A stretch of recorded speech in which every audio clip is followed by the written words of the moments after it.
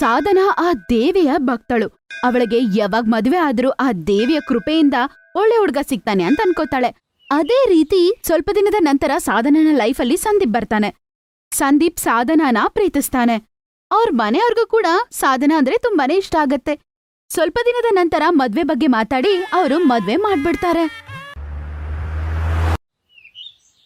ಮದ್ವೆ ಆಗಿ ಅತ್ತೆ ಮನೆಗೆ ಹೋದ ನಂತರ ಕೂಡ ಅವಳು ಅಲ್ಲಿ ಆ ದೇವಿಗೆ ಪೂಜೆ ಮಾಡ್ಕೋತಾ ಅದೇ ತರ ಭಕ್ತಿಯಾಗಿ ಇರ್ತಿದ್ಲು. ಒಂದಿನ ಅವಳು ಬೆಳಗ್ಗೆ 5 ಗಂಟೆಗೆ ಎದ್ದು ಆ ದೇವಿಯ ಪೂಜೆಯನ್ನು ಮಾಡಿ ನಂತರ ಅವಳು ಕಿಚನ್ಗೆ ಹೋಗಿ ಟೀ ಇಡ್ತಾ ಇರ್ತಾಳೆ. ಅಯ್ಯೋ, ಯಾಕಮ್ಮ ಇಷ್ಟು ಬೇಗ ಎದ್ದಿದ್ಯಾ? ಇವಾಗ 5 ಗಂಟೆ. ನೀನ್ ಮಲ್ಕೋಬೋದಲ್ವಾ? ನೀನ್ ಯಾಕಿಷ್ಟು ಬೇಗ ಎದ್ದಿದ್ಯಾ? ಅತ್ತೆ ಪರವಾಗಿಲ್ಲ, ಇದು ನನ್ಗೆ ಅಭ್ಯಾಸ ಆಗಿದೆ 5 ಗಂಟೆಗೆ ಎದ್ದೊಳೋದು. ಹಂಗಂತ ಹೇಳಿ ಇಬ್ರು ಅತ್ತೆ ಸೊಸೆ ಕುತ್ಕೊಂಡು ಟೀ ಕುಡಿತಾರೆ. ಅದರ ನಂತರ ಎಲ್ಲರೂ ಎದ್ದ ನಂತರ ಸೊಸೆ ಬಗ್ಗೆನೇ ಮಾತಾಡ್ತಾಳೆ ಅತ್ತೆ. ಅವಳ ಬಗ್ಗೆ ಹೊಗಳ್ತಾ ಇರ್ತಾಳೆ. ಮನೆಯ ಇನ್ನೊಂದು ಸೊಸೆಗೆ ಹೊಟ್ಟೆ ಕಿಚ್ಚು. ಸಾಧನ ತುಂಬಾನೇ ಸಂಸ್ಕಾರ ಉಳ್ಳ ಹುಡುಗಿ. ಈ ತರ ಒಂದು ಹುಡುಗಿ ನಮ್ಮನೆಗ್ ಬರ್ಬೇಕು ಅಂತಾನೆ ನಾನು ಆ ದೇವ್ರನ್ನ ಬೇಡ್ಕೋತಿದ್ದೆ. ಬೆಳಗ್ಗೆ ಎದ್ದು ಪೂಜೆ ಮಾಡಿ ಎಲ್ಲಾರ್ನು ಚೆನ್ನಾಗಿ ನೋಡ್ಕೊಳ್ಳುವ ಹುಡುಗಿ. ಇವತ್ ನನ್ಗಳು ಬಿಸಿ ಬಿಸಿ ಟೀ ಬೇರೆ ಕೊಟ್ಲು. ನಾನು ಇಂಥ ಹುಡುಗಿ ಮನೆಗ್ ಬಂದ್ರೆ ಚೆನ್ನಾಗಿರತ್ತೆ ಅನ್ಕೋತಿದ್ದೆ. ಅದೇ ತರನೇ ಅವಳು ದಿನಾ ಬೆಳಗ್ಗೆ ಎದ್ದು ಪೂಜೆ ಮಾಡ್ತಾಳೆ, ಎಲ್ಲಾರ್ನು ಚೆನ್ನಾಗಿ ನೋಡ್ಕೋತಾಳೆ. ಒಳ್ಳೆ ವಿಷಯನೇ. ಈಗ ಬೆಳಗ್ಗೆ ಬೆಳಗ್ಗೆ ನೀವು ಚಹಾ ಮಾಡ್ಬೇಕಾಗಿಲ್ಲ. ಸಾಧನ ಸೊಸೆ ಬಂದಿದ್ದಾಳೆ, ಇಬ್ರು ಅತ್ತೆ ಸೊಸೆ ಕೂಡಿ ಚಹಾ ಕುಡೀರಿ. ಅಮ್ಮ ಸುಧಾ, ನೀನು ಕೂಡ ಬೆಳಗ್ಗೆ ಎದ್ದೋಳ ಅಭ್ಯಾಸ ಮಾಡ್ಕೊ. ಅದು ತುಂಬಾ ಒಳ್ಳೆ ಅಭ್ಯಾಸ. ನಾನ್ ಏನ್ ಹೇಳ್ತಿದ್ದೆ ಅಂದ್ರೆ, ಕುಳ್ಗುರು ಮತ್ತೆ ಅವರ ಶಿಷ್ಯಂದರು ಬರ್ತಿದ್ದಾರೆ. ಅಮ್ಮ ಸೊಸೆ, ನೀನು ಚೆನ್ನಾಗ್ ಕೇಳ್ಕೊ. ನಮ್ ಮನೆಯ ಹೊಸ ಸೊಸೆನೆ ಅವ್ರಿಗೆ ಪ್ರಸಾದ ಮಾಡ್ಬೇಕು. ಇದೇ ನಮ್ಮ ಮನೆಯ ಆಚಾರ. ನೀನು ಅದೇ ತರ ನಡ್ಕೋಬೇಕು, ಆಯ್ತಾ? ಅವ್ರಿಗೋಸ್ಕರ ರುಚಿಯಾಗಿ ಪ್ರಸಾದ ಮಾಡು. ನಾನ್ ನಿನಗೆ ಈ ಜವಾಬ್ದಾರಿಯನ್ನು ಕೊಡ್ತಿದ್ದೀನಿ. ಅಮ್ಮ, ನಾನು ಖಂಡಿತ ನನ್ ಕೈಲಾದಷ್ಟು ಚೆನ್ನಾಗ್ ಮಾಡ್ತೀನಿ. ನಾನು ನನ್ನ ಜವಾಬ್ದಾರಿಯನ್ನು ಸರಿಯಾಗಿ ಮಾಡ್ಬೇಕಂತ ಆಶೀರ್ವಾದ ಮಾಡಿ. ಅಪ್ಪ, ನೀವ್ ಕೂಡ ನನ್ಗೆ ಆಶೀರ್ವಾದ ಮಾಡಿ. ಬಂದಿದ ತಕ್ಷಣ ನಾಟಕಗಳು ಶುರು ಮಾಡ್ಬಿಟ್ಲಮ್ಮ. ನಾನ್ ನಿನ್ನನ್ ಬಿಡಲ್ಲ ಕೆಲ್ಸ ಮಾಡಕ್ಕೆ. ಎಲ್ಲ ಕೆಲ್ಸ ನಾನೇ ಮಾಡ್ತೀನಿ, ನೋಡ್ತಾ ಇರು. ಸುಧಾ, ನಾನು ಎಷ್ಟೊತ್ತಿಂದ ನಿನ್ನ ಹತ್ರ ನೀರ್ ಕೇಳ್ತಾ ಇದ್ದೀನಿ, ನೀನೇನ್ ಮಾಡ್ತಾ ಇದೀಯ? ಅಬ್ಬಾ, ಬರ್ತಾ ಇದೀನ್ರಿ. ಯಾವಾಗ್ಲೂ ನನ್ನಿಂದನೇ ಬಿದ್ದಿರ್ತೀರ. ಒಂದ್ ಗ್ಲಾಸ್ ನೀರ್ ಕೂಡ ಎತ್ಕೊಂಡ್ ಕುಡಿಯಕ್ಕಾಗಲ್ವಾ ನಿಮ್ಗೆ? ಎಲ್ಲರೂ ಪೂಜೆಗೆ ತಯಾರಿ ಮಾಡ್ತಿರ್ತಾರೆ. ಎಲ್ಲರೂ ಕುಲ್ಗುರು ಬರೋದಕ್ಕೋಸ್ಕರ ಕಾಯ್ತಾ ಇರ್ತಾರೆ. ಅಮ್ಮ, ಈ ಪೂಜೆ ಸಾಮಾನ್ ಮತ್ತೆ ಹೂವು ತಂದಿದ್ದೀನಿ. ಇನ್ನೇನಾದ್ರೂ ಬೇಕಾದ್ರೆ ನನಗೆ ಹೇಳಿ. ಎಲ್ಲ ರೆಡಿಯಾಗಿದೆ. ಪೂರಿ ಮಾಡೋದಕ್ಕೆ ತುಪ್ಪ ಮತ್ತೆ ಎಣ್ಣೆ ಬೇಕಾಗಿದೆ, ಅದು ಮಾತ್ರ ತಗೊಂಡ್ಬಾ. ಅದನ್ನ ಕಿಚನಲ್ಲಿ ಇಟ್ಬಿಡಿ. ಹಂಗಂತ ಹೇಳಿದ ತಕ್ಷಣ ಸಂದೀಪ್ ಗೀ ಪ್ಯಾಕೆಟ್ ಮತ್ತೆ ಅವ್ರಿಗೆ ಬೇಕಾಗಿರುವ ಎಣ್ಣೆ ತಗೊಂಡ್ ಬಂದು ಹೆಂಡ್ತಿಗೆ ಕೊಡ್ತಾರೆ. ಕೊಡಿ ಸಂದೀಪ್ ಅವ್ರೆ, ನಾನಿದನ್ನ ಎತ್ಕೊಂಡೋಗಿ ಕಿಚನಲ್ಲಿ ಇಡ್ತೀನಿ, ಆಯ್ತಾ? ನೀವು ನಿಮ್ ಅಣ್ಣನ್ ಜೊತೆ ಹೋಗಿ ಆಚೆ ಅವ್ರು ಬರ್ತಾರೇನೋ ನೋಡ್ತೀರಿ. ಸರಿ ಅದ್ಗೆ, ನೀವು ಇದನ್ನೆಲ್ಲ ಸಾಧನ ಹತ್ರ ಕೊಡಿ. ಸುಧಾ ಗೀ ಮತ್ತೆ ಆ ಎಣ್ಣೆನೆ ತಗೊಂಡ್ ಹೋಗ್ತಾಳೆ ಮತ್ತೆ ಅಲ್ಮಾರಿಯಲ್ಲಿ ಬಚ್ಚಿಡ್ತಾಳೆ. ಅದು ಮಾತ್ರ ಅಲ್ದೆ ಕಿಚನಲ್ಲಿ ಇದ್ದರದ್ದು ಎಲ್ಲ ಎತ್ಕೊಂಡ್ಬಂದು ಅವಳು ಬಚ್ಚಿಡ್ಬಿಡ್ತಾಳೆ. ಈಗ ಪ್ರಸಾದ ಮಾಡೋ ಸಮಯ ಬರುತ್ತೆ. ಸಾಧನ ಹೋಗಿ ನೋಡ್ತಾಳೆ, ಅಲ್ಲಿ ಎಣ್ಣೆ ಇರೋದಿಲ್ಲ, ತುಪ್ಪ ಇರೋದಿಲ್ಲ, ಏನೂ ಇರಲ್ಲ. ಅಮ್ಮ ಸೊಸೆ, ಎಲ್ಲ ಪ್ರಸಾದ ಮಾಡಾಯ್ತು. ಬರೀ ಪೂರಿ ಮಾತ್ರ ಮಾಡ್ಬೇಕು ನಮ್ಮ ಸಂಪ್ರದಾಯ ಪ್ರಕಾರ. ಅದನ್ನ ನೀನೇ ಮಾಡ್ಬೇಕು. ನಾನು ಹೋಗ್ತಿದ್ದೀನಿ, ಮಾವ ಕರೀತಿದ್ದಾರೆ, ಗುರುಗಳು ಬಂದಿದಾರೆ ಅನ್ಸತ್ತೆ. ನೀನು ಬೇಗ ಪ್ರಸಾದ ಮಾಡ್ಬಿಟ್ಟು ಬಾ, ಆಯ್ತಾ? ಸಾಧನ, ನನ್ ತುಪ್ಪ ಮತ್ತೆ ಎಣ್ಣೆ ಸುಧಾ ಅತ್ತಿಗೆ ಹತ್ರ ಕೊಟ್ಟೆ. ಅವ್ರು ನಿನಗೆ ಕೊಟ್ರಲ್ಲ, ಬಂದೇಮಾ. ಅಯ್ಯೋ, ಅಕ್ಕ ಹತ್ರ ಕೊಟ್ಟಿದ್ರಲ್ವಾ ನೀವು ನೆಯ್ಯಿ ಮತ್ತೆ ತುಪ್ಪ. ಅಯ್ಯೋ, ನಾನ್ ಬೇಜಾರಾಗ್ಬಿಟ್ಟೆ ನೋಡಿ. ಸುಧಾ ಅಕ್ಕ, ಅಯ್ಯೋ ಎಲ್ಲಿದ್ದೀರಾ? ಇಲ್ಲಿದ್ದೀರಾ ಅಕ್ಕ. ಎಣ್ಣೆ ಮತ್ತೆ ತುಪ್ಪ ಎಲ್ಲಿಟ್ಟಿದ್ದೀರಾ? ಅಲ್ಲೇ ಇರ್ಬೇಕು, ನನ್ಗೇನ್ ಗೊತ್ತು. ಸರಿ, ಮಾವ ಕರೀತಿದ್ದಾರೆ, ನಾನ್ ಹೋಗ್ತಿದ್ದೀನಿ. ನೀನ್ ಬೇಗ ಪೂರಿ ಮಾಡ್ಬಿಟ್ಟು ಅಲ್ಬಾ, ಅಲ್ಲಿ ಬಂದೆಲ್ಲ ಕಾಯ್ತಿದ್ದಾರೆ. ಈಗೇನ್ ಮಾಡ್ಲಿ? ತುಪ್ಪ ಗೀ ಇಲ್ದೇ ಇದ್ರೆ ಅಲ್ಲೇ ಹೋಗಿ ಎಲ್ಲಾರ್ ಮುಂದ್ರು ನಾನು ಕೇಳಕ್ಕಾಗತ್ತಾ? ಅಯ್ಯೋ ದೇವಿ, ಅಮ್ಮ ನೀನೇ ನನ್ನ ಕಾಪಾಡ್ಬೇಕು. ನಾನಿವತ್ ನಿನ್ ಮೇಲೆ ನಂಬಿಕೆ ಇಟ್ಟು ನೀರಲ್ಲೇ ಪೂರಿಗಳನ್ನ ಮಾಡ್ತೀನಿ, ಆದ್ರೆ ನೀನ್ ಕಾಪಾಡ್ತೀಯ ಅಂತ ನಂಬಿಕೆ. ನಾನ್ ನಿನ್ ಮೇಲೆ ನಿಜವಾದ ಭಕ್ತಿಯನ್ನು ಇಟ್ಟಿದ್ರೆ ನೀನು ಚಮತ್ಕಾರ ಮಾಡು ತಾಯಿ. ಎಷ್ಟಾದ್ರೂ ನಿಮ್ಮ ದೇವಿಯನ್ನು ಬೇಡ್ಕೋ, ನಿನ್ ದೇವಿ ನಿನ್ಗೆ ಸಹಾಯ ಮಾಡಲ್ಲ. ಇವತ್ತು ಪೂರಿಗಳನ್ನು ಮಾಡಕ್ಕಾಗ್ದೆ ಎಲ್ಲಾರ್ ಮುಂದೆ ಅವಮಾನ ಆಗ್ಬೇಕು. ನಿನ್ಗೆ ಚೆನ್ನಾಗ್ ಬುದ್ಧಿ ಕಲ್ಸ್ಬೇಕನ್ನೋದೇ ನನ್ ವಿಷಯ. ಹಂಗಂತ ಹೇಳ್ತಾಳೆ. ಆದ್ರೂ ಸಾಧನ ನೀರಲ್ಲಿ ನಂಬಿಕೆಯಿಂದ ಪೂರಿ ಮಾಡ್ತಾಳೆ. ಆ ದೇವರು ಚಮತ್ಕಾರ ಮಾಡ್ತಾಳೆ. ಆ ಪೂರಿ ಆ ನೀರಲ್ಲೇ ಉಬ್ಕೊಂಡ್ ಬರುತ್ತೆ. ಅದನ್ನ ನೋಡಿದ ತಕ್ಷಣ ಚಿಕ್ಕ ಸೊಸೆ ಆನಂದದಿಂದ ಕಣ್ಣಲ್ಲಿ ನೀರ್ ಬರುತ್ತೆ. ಆದ್ರೆ ದೊಡ್ಡ ಸೊಸೆಗೆ ಕಣ್ಣಲ್ಲಿ ಅದನ್ನ ನೋಡಿ ರಕ್ತ ಬರುತ್ತೆ. ಅವಳ ಕೈಯಲ್ಲಿ ನಂಬಕ್ಕೆ ಆಗೋದಿಲ್ಲ. ಏನ್ ಚಮತ್ಕಾರ ನಡೀತಿದೆ ಅಂತ ಆಶ್ಚರ್ಯ ಆಗತ್ತೆ. ಸ್ವಲ್ಪ ತಲೆ ಪೂರಿಗಳನ್ನು ಮಾಡಿ ಎತ್ಕೊಂಡೋಗ್ತಾಳೆ. ಮತ್ತೆ ಗುರುಗಳಿಗೆ ಅವರ ಶಿಷ್ಯರಿಗೆ ಅವಳು ಬಡಿಸ್ತಾಳೆ. ಮಹಾರಾಜ, ಇವಳು ನಮ್ಮ ಚಿಕ್ಕ ಸೊಸೆ ಸಾಧನ, ಸಂದೀಪಿನ ಹೆಂಡತಿ ಇವಳು. ನಮ್ಮ ಸಂಪ್ರದಾಯದ ಪ್ರಕಾರ ಇವಳೆ ನಿಮಗೆ ಪೂರಿ ಮಾಡಿರೋದಿವತ್ತು. ಆಗ ನಾನ್ ತುಂಬಾ ಕಡೆ ಎಣ್ಣೆಲ್ ಬೆಂದಿರೋ ಪೂರಿ ತಿಂದಿದ್ದೇನೆ. ಆದ್ರೆ ಮೊದಲನೇ ಬಾರಿಗೆ ನೀರಲ್ಲಿ ಬೆಂದಿರೋ ಪೂರಿ ತಿಂದಿದ್ದೀನಿ. ನೀರಲ್ಲಿ ಬೆಂದಿರೋ ಪೂರಿನ ಮಹಾರಾಜ್? ಏನಮ್ಮ, ನಾನ್ ಸರಿಯಾಗಿ ಹೇಳ್ತಾ ಇದ್ದೀನಲ್ಲ? ನಿನ್ ಮೇಲೆ ದೇವಿದು ತುಂಬಾ ಕೃಪೆ ಇದೆ. ಇವತ್ತು ಕಷ್ಟದ ಸಮಯದಲ್ಲಿ ನಿನ್ಗೆ ಅವರು ಸಹಾಯ ಮಾಡಿದ್ರಲ್ಲ. ಹೌದು ಸ್ವಾಮಿಗಳೇ, ನೀವು ಹೇಳ್ತಿರೋದು ನಿಜ. ನಿಮಗೆ ಎಲ್ಲ ಗೊತ್ತು. ಆ ದೇವರ ಕೃಪೆ ಇಲ್ದಿದ್ರೆ ಇವತ್ತು ನಾನ್ ನಿಮ್ಗೆ ಪೂರಿಯನ್ನು ಮಾಡ್ಕೊಂಡ್ ತಂದು ಕೊಡಕ್ಕಾಗ್ತಿರ್ಲಿಲ್ಲ. ಸಾಧನ ತುಂಬಾ ಒಳ್ಳೆಯವಳು. ದೇವಿ ಮಾ ಯಾರ್ ಜೊತೆ ಇರ್ತಾಳೋ ಆ ಭಕ್ತೆ ಯಾವತ್ತೂ ಸತ್ಯದ ಮಾರ್ಗದಲ್ಲೇ ಹೋಗ್ತಾರೆ. ಮತ್ತೆ ದೇವಿ ಮಾತೆ ಕೂಡ ಕಷ್ಟದ ಸಮಯದಲ್ಲಿ ಆ ಭಕ್ತರ ಸಹಾಯ ಮಾಡ್ತಾಳೆ. ಹಾಗಾಗಿ ಇಲ್ಲಿರೋರ್ಗೆಲ್ಲ ನಾನು ಏನ್ ಹೇಳಕ್ ಬಯಸ್ತೀನಂದ್ರೆ, ನೀವು ಸಾಧನಗೆ ಯಾವುದೇ ರೀತಿಯ ತೊಂದರೆ ಕೊಡೋಕೆ ಹೋಗ್ಬೇಡಿ. ಈಕೆ ಗುಣಗಳನ್ನ ಅರ್ಥ ಮಾಡ್ಕೊಳ್ಳಿ ಮತ್ತೆ ಹಾಗೆ ಸಹಾಯ ಮಾಡಿ. ಮತ್ತೆ ದೇವಿ ನಿಮ್ಗೆ ಕೃಪೆ ತೋರಿಸ್ತಾಳೆ. ಒಬ್ಬ ತಂಗಿ ರಾಮ್ ಪ್ರಸಾದ್, ಇವತ್ತು ನಿಮ್ಮ ಮನೆ ಊಟ ಮಾಡಿ ನಾವು ತುಂಬಾ ಸಂತೃಪ್ತರಾಗಿದ್ದೀರಿ. ತುಂಬಾ ತೃಪ್ತಿಯಾಗಿದೆ. ದೇವಿ ಮಾತೆಯ ಕೃಪಾ ನಿಮ್ಮ ಮೇಲೆ ಇರ್ಲಿ. ಜೈ ಮಾತಾ ದಿ. ಗುರುಗಳು ಹೋಗ್ತಾ ಹೋಗ್ತಾ ಸುಧಾಗೆ ಬುದ್ಧಿ ಕಲ್ಸೋಗ್ತಾರೆ. ಅವಳಿಗೆ ಅವಳು ಮಾಡೋ ತಪ್ಪಂತ ಅರ್ಥ ಆಗತ್ತೆ. ನನ್ನನ್ನ ದಯವಿಟ್ಟು ಕ್ಷಮಿಸಿ. ನಾನು ಹೊಟ್ಟೆ ಕಿಚ್ಚಿಂದ ತುಂಬಾ ದೊಡ್ಡ ತಪ್ಪು ಮಾಡ್ಬಿಟ್ಟೆ. ನಾನು ಹೊಟ್ಟೆ ಕಿಚ್ಚಿಂದ ನಿನ್ಗೆ ಅನ್ಯಾಯ ಮಾಡ್ಬೇಕು ಅನ್ಕೊಂಡೆ. ನಿನ್ ಜೊತೆ ಅಲ್ಲ, ಇನ್ಮೇಲೆ ಯಾರ್ ನೋಡಿ ಹೊಟ್ಟೆ ಕಿಚ್ಚು ಪಡಲ್ಲ. ಇದು ಒಳ್ಳೆಯ ಬುದ್ಧಿ ಅಮ್ಮ.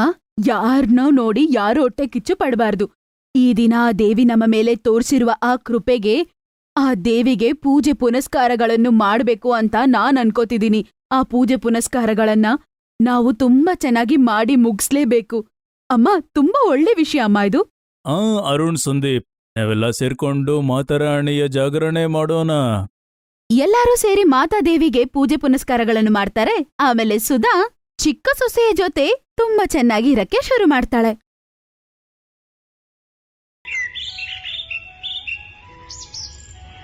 ಮಾಧವಪುರ ಗ್ರಾಮದಲ್ಲಿ ಸಂದೀಪ್ ಎನ್ನುವ ಒಂದು ವ್ಯಕ್ತಿ ಅವರ ಹೆಂಡತಿಯಾದ ಅಂಜು ಜೊತೆ ಒಂದು ದೊಡ್ಡ ಮನೆಯಲ್ಲಿ ವಾಸಿಸ್ತಿದ್ರು. ಅವರಿಬ್ಬರಿಗೂ ಒಬ್ನೇ ಮಗ. ಅವನು ವಿದೇಶದಲ್ಲಿ ಕೆಲ್ಸ ಮಾಡ್ತಿದ್ದ. ಅವನ ಹೆಸರು ಮಯಾಂಕ್. ತುಂಬಾ ಕಾಲದ ನಂತರ ಅವನು ಮನೆಗ್ ಬರೋನಿದ್ದ. ಅದನ್ ಕೇಳಿ ಸಂದೀಪ್ ಮತ್ತೆ ಅಂಜು ತುಂಬಾನೇ ಸಂತೋಷ ಪಡ್ತಾರೆ. ಆದ್ರೆ ಅವರಿಬ್ರು ಅವನಿಗೋಸ್ಕರ ಸಂತೋಷದಿಂದ ಕಾಯ್ತಿದ್ರು. 3 ದಿನದ ನಂತರ ಮಯಾಂಕ್ ಒಂದು ಚೈನೀಸ್ ಹುಡುಗಿನ ಮದುವೆ ಮಾಡ್ಕೊಂಡು ಮನೆಗ್ ಕರ್ಕೊಂಡ್ ಬರ್ತಾನೆ. ಮಗನೇ, ಬಂದ್ಯಾ? ನಾವ್ ನಿನಗೆ ಕಾಯ್ತಾ ಇದ್ವಿ. ಹಂಗಂತೇಳಿ ಸಂದೀಪ್ ಮಯಾಂಕ್ನ ಹಗ್ ಮಾಡ್ಕೋತಾನೆ. ಅಷ್ಟ್ರಲ್ಲೇ ಅವನು ಅಂಜುನ ಕೂಡ ಕರೀತಾನೆ. ಅಂಜು, ಓ ಅಂಜು, ಇಲ್ಬಾ, ನೋಡು ಮಗ ಬಂದಿದ್ದಾನೆ. ಮಯಾಂಕ್ ಬರ್ತಿದ್ದಾನೆ ಅಂತ ಸಂತೋಷದಲ್ಲಿ ಅವರ ತಾಯಿ ಅವನಿಗೆ ಇಷ್ಟ ಆಗಿರುವ ಆಹಾರ ಎಲ್ಲ ಮಾಡ್ತಾಳೆ. ಆಗ ಅವಳು ಸೀರೆಯ ಕೊಂಗಲ್ಲಿ ಕೈಯನ್ನ ಒರ್ಸ್ಕೊಂಡು ಆಚೆ ಬರ್ತಾಳೆ. ಮತ್ತೆ ಗಟ್ಟಿಯಾಗಿ ಮಗನ ಹಗ್ ಮಾಡ್ಕೋತಾಳೆ. ಹೆಂಗಿದೆಯಾ ನನ್ನ ಮಗನೇ? ಎಷ್ಟು ದಿನ ಆಯ್ತು ಕಣೋ ನಿನ್ನ ನೋಡಿ.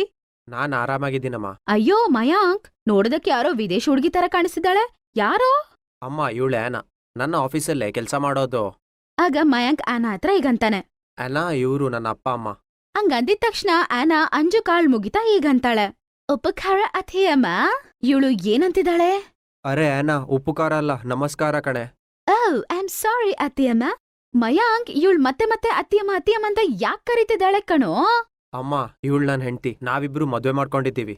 ಏನು ಮಯಾಂಕ್ ಮಗನೇ, ನೀನು ನಮಗೆ ಹೇಳ್ದೇನೆ ಮದುವೆ ಆಗ್ಬಿಟ್ಟಿದೀಯಾ? ಸಂದೀಪ್ ಹಂಗ ಅಂದಿದ ತಕ್ಷಣ ಅವರು ಕಾಲು ಮುಗಿತಾ ಈಗ ಅಂತಾಳೆ. ಕಾಲು ಕಚ್ತೀನಿ ಮಾವ. ಆ, ಕಾಲ್ ತುಂಡ್ ಮಾಡ್ತೀಯಾ? ಏನ್ ಮಾತಾಡ್ತಿದ್ಯಾ ನೀನು? ಓ ಸಾರಿ ಮಾವ, ಈ ಸಲ ಕೂಡ ರಾಂಗ್ ಮಾಡ್ಬಿಟ್ಟೆ. ಸಾರಿ, ನಿಮ್ಮ ಕಾಲ್ ಕೊಡಿ ಮಾವ. ಓಹೋ, ಏನೋ ಇವಳು. ಸಾಕು ಅನಕ್. ಅಂದ್ರೆ ಅನಾ, ಯಾವ್ದೋ ಒಂದ್ ಹೆಸರು. ಏನು ಇಡೀ ದಿನ ಕಾಲಿಡಿತೀಯ?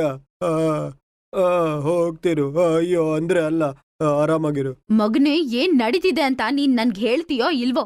ಅಮ್ಮ, ನಾನೆಲ್ಲ ನಿಮ್ಗೆ ಮತ್ತೆ ಹೇಳ್ತೀನಿ. ಮೊದ್ಲೇ ನಂಗೆ ಸಾಕಾಗೋಗಿದೆ. ಅದ್ರ ಮೇಲೆ ಹೊಟ್ಟೆ ಕೂಡ ಹಸಿತಿದೆ. ಮಯಾಂಕ್ ಆಗಂತ ಹೇಳಿ ಅಲ್ಲಿಂದ ಅವನ್ ರೂಮ್ಗೆ ಹೋಗ್ಬಿಡ್ತಾನೆ. ಅವಳು ತುಂಬಾ ಚಿಕ್ಕ ಚಿಕ್ಕ ಡ್ರೆಸ್ ಹಾಕೊಂಡಿರ್ತಾಳೆ.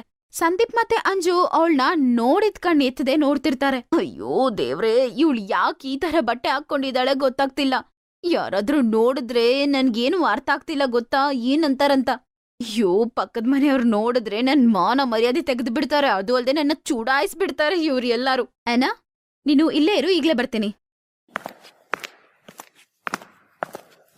ಹಂಗಂತ ಹೇಳಿ ಹೋಗಿ ಅಂಜು ಆನಾಗೋಸ್ಕರ ಒಂದು ಸೀರೆ ತಗೊಂಡ್ ಬಂದ್ ಕೊಡ್ತಾಳೆ. ತಗೋ ಈ ಸೀರೆ, ಬೇಗ ನಿನ್ ರೂಮ್ ಒಳಗಡೆ ಹೋಗಿ ಈ ಸೀರೆನ ಹಾಕೊಂಡ್ ಬಾ. ಹಂಗಂತ ಹೇಳಿದ್ಮೇಲೆ ಆನಾ ಮಯಾಂಕ್ ರೂಮ್ಗೆ ಹೋಗ್ತಾಳೆ. ಆಗ ಅಂಜುವಿನ ಪಕ್ಕದ ಮನೆಯವ್ರು ಬರ್ತಾರೆ. ಯಾಕಮ್ಮ ಅಂಜು, ಮನೆಗ್ ಸೊಸೆ ಬಂದಿದ್ದಾಳೆ ಅಂತಲ್ವಾ? ನಮ್ಗೆ ಹೇಳೇ ಇಲ್ಲ. ನಮ್ಮನ್ ಮರ್ತೋಗ್ಬಿಟ್ಯಾ? ನಮ್ಗೆ ಹೇಳದೆ ಯಾಕೆ ಹಿಂಗ್ ಮಾಡ್ತಿದ್ಯಾ? ಯಾಕೆ ವಿದೇಶಿ ಸೊಸೆ ಅಂತನಾ? ಯಾಕೆ ಹಿಂಗ್ ಮಾಡ್ತಿದ್ಯಾ ನಮ್ಮನ್ನ? ನೀನ್ ಹಿಂಗ್ ಮಾಡ್ತೀಯ ಅಂತ ಅನ್ಕೊಂಡೇ ಇಲ್ಲ. ಸ್ವಲ್ಪ ಆದ್ರೂ ಇಂಟ್ರೊಡ್ಯೂಸ್ ಮಾಡ್ಬೋದಲ್ವಾ? ನಿನ್ಗೆ ಯಾಕೆ ಅಷ್ಟು ಓವರ್ ಆಕ್ಟಿಂಗು? ವಿದೇಶಿ ಸೊಸೆ ಅಂತಾನಾ ಹೇಳು?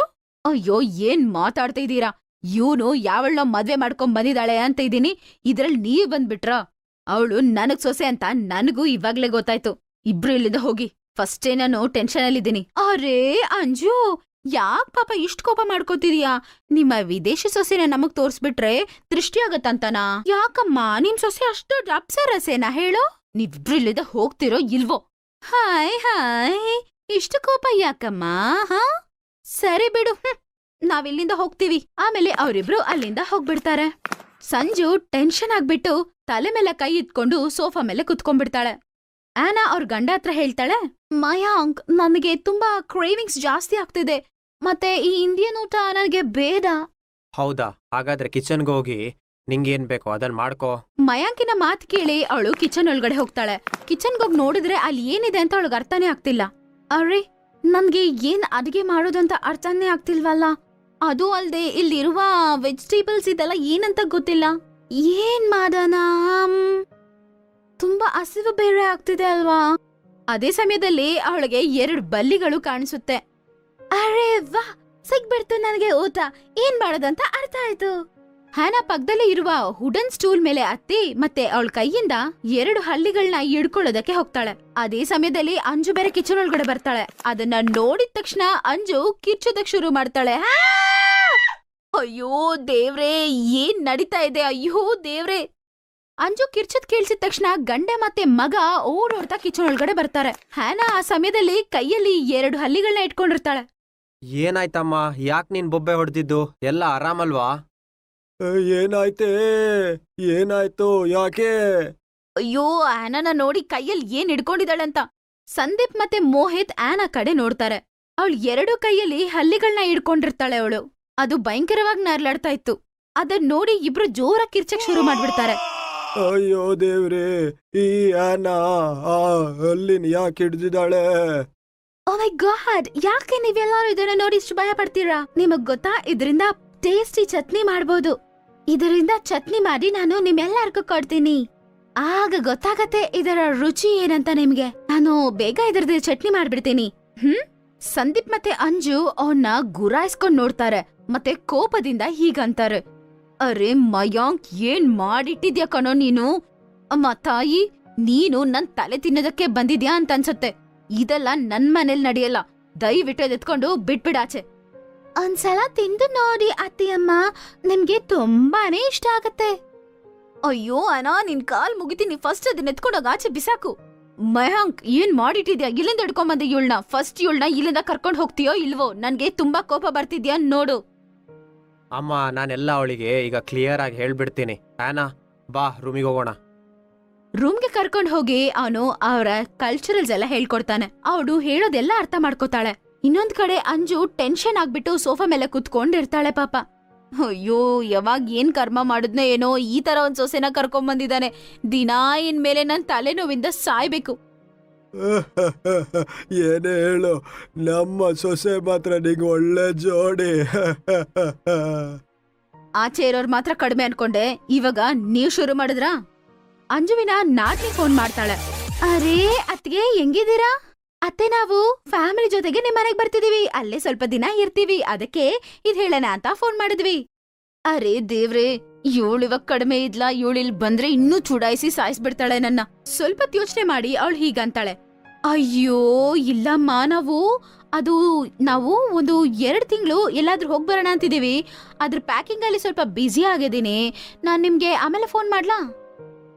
ನೀನ್ ಯಾವಾಗಿಂದ ಸುಳ್ಳು ಹೇಳೋದೆ? ಬೇರೆ ಏನ್ರಿ ಮಾಡ್ಲಿ?